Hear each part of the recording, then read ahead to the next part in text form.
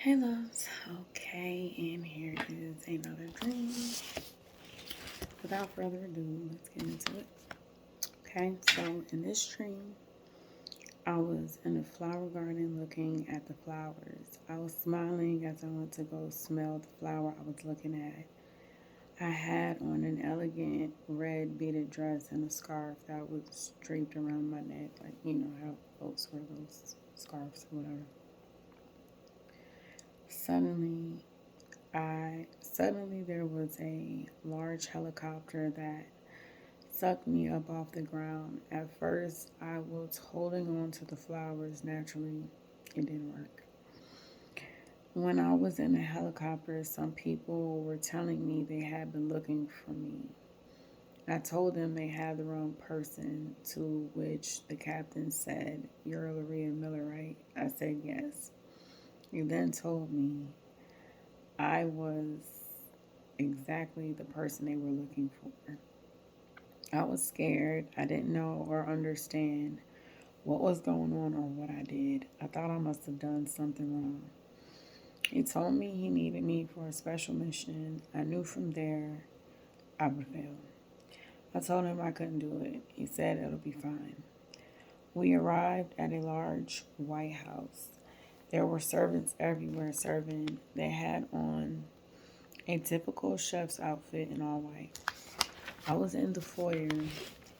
I had a dark brown wooden stairs, white and black tile. Along the wall, there was a light wooden table with a key holder mounted on the wall. Beside the foyer to the right was the dining room. The table was beautifully decorated with the feast prepared. I was led to the kitchen. In the kitchen, I was introduced to a lady named Olga. She was one of the head ladies in the kitchen. She was to be my mentor. The captain said, "Make me proud." With that, he left.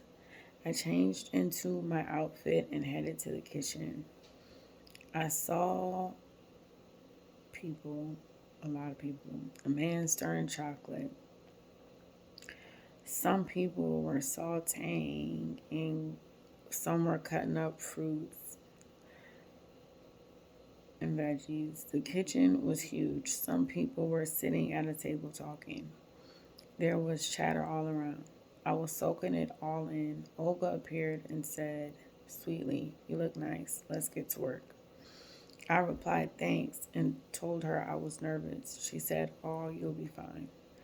I followed her to my station. She was teaching me to cut a mango. She then outstretched her arm and pointed at me. I looked back and around, like, to see what she was pointing at. She said, "You come." I pointed at myself and said, "Me," like, me. And then I proceeded to get up from my seat. I approached her and she grabbed my shoulders and her eyes met mine. She sternly and compassionately said, "It's in you. It's in you." I was very confused and felt awkward and on the spot. The others rallied around me. She said again, "It's in you." And that was the end of the dream, okay? So, whomever this is for, get your confirmation. I'm pretty sure God will lead this to whoever needs it. However, you have been called to do something and you are feeling so inadequate, okay? Excuse me. And I want you to understand that God calls people by name, okay? He's not confused about who He's chosen. He's not confused about what He has placed in you. You may be confused, but He's not.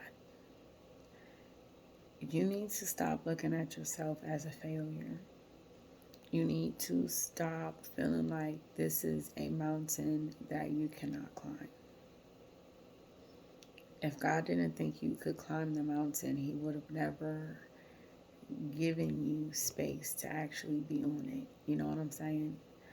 Like, a lot of times we don't really realize how wise, how knowing, how powerful God is. And we tend to think that He makes errors, but He's God. So how He gonna do that? You know what I'm saying? Um, it's in you, okay? And you need to stop doubting your ability to bring this thing forth. Because if God didn't think you could bring it forth, He would have never placed it in your life in the first place. If He didn't feel that you had what it took, He would have called somebody else. He tailor fits everybody to their purpose. And, you know, you are doubting this ability, but you don't have to know how it's going to end to start. Just trust that God has placed something into you. Trust His wisdom, trust His knowledge, trust His understanding, and know that He considered all of your limitations and everything else that you would be afraid of. He considered all of that, and He still chose you because He is the sovereign God. He is in time and out of time. So, what you're thinking that you cannot accomplish, God is already knowing that you can. And this is exactly why He chose you. He chose you before you even knew that you had something in you. There is no mistake. God cannot make mistakes. He has infinite knowledge. So trust what He has placed in you. I know you don't see it, you don't feel it, you're feeling like it. It's not me, it can't be me, but it is. It's you. It's you and only you, okay? God does not choose wrong. He does not make errors.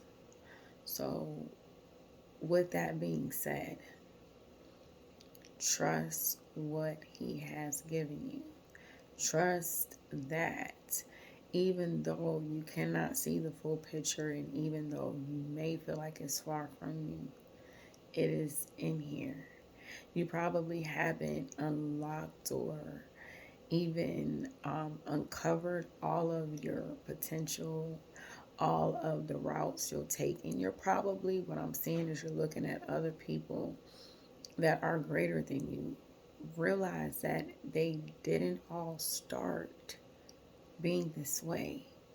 It happens over the course of our time that God opens us up to new things and new ideas and builds us in ways that we never seen or thought.